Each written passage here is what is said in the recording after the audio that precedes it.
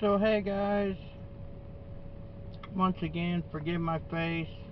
Me and my daughter were in quite a big car crash here the other day.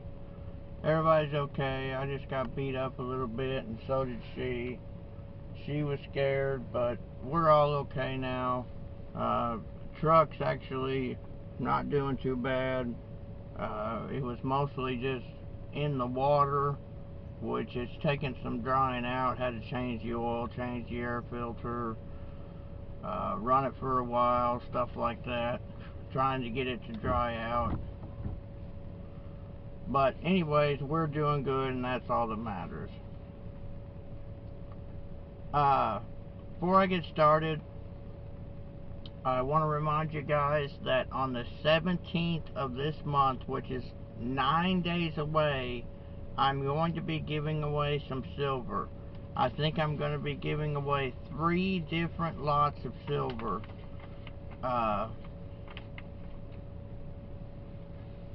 The way you enter this contest is comment on a video, like a video.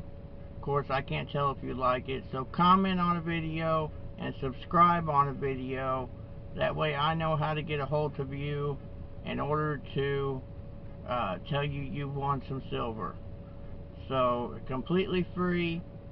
All you gotta do is comment on a video or subscribe. I'd rather you subscribe, of course, but hey, whatever you want to do. Now, this first story comes to us from Silver Doctors, and it says, "No signs of recession, says agency that always fails to predict recession." Imagine that. In the middle of a heated battle against my jet lag yesterday, I figured someone would say something completely ridiculous and it would get my blood boiling enough for me to power through the next couple of hours. Within minutes, I saw a top economist for Moody's, one of the largest rating agencies in the world, saying that there are absolutely zero signs of recession. This is submitted by Simon Black, and I believe he's a sovereign man. I couldn't believe what I had just heard.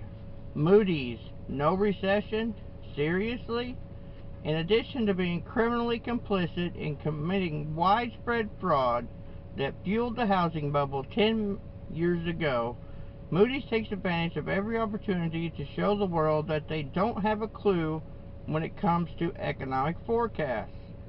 It's like what Churchill said about democracy. It's the worst form of government except for all the others. Well, Moody's is the worst rating agency and economic forecaster except for all the others. These are the same guys, along with their colleagues at S&P, Fitch, etc., who totally missed the boat on the housing market and slapped pristine credit ratings on subprime mortgage bonds. They also missed the boat on the subsequent banking crisis, giving strong ratings to Lehman Brothers and AIG right up through September 2008. Lehman, of course, went bust that month, and AIG had to be bailed out by the taxpayer. To Warren Buffett, no less. If he hadn't had the bailout, he wouldn't have the money that he has now. Moody's and the gang also missed the rest of the global financial crisis, the collapse of Iceland, Greece's bankruptcy, and just about every other significant financial event since. Forever. These guys are so drunk on their own Kool-Aid that in October of 2007, Moody's announced that the economy is not going to slide away into recession. In December 2007, they called the bottom in the housing market, suggesting that prices would not fall any further. Of course, the following year, the entire world was engulfed in the biggest financial crisis since the Great Depression.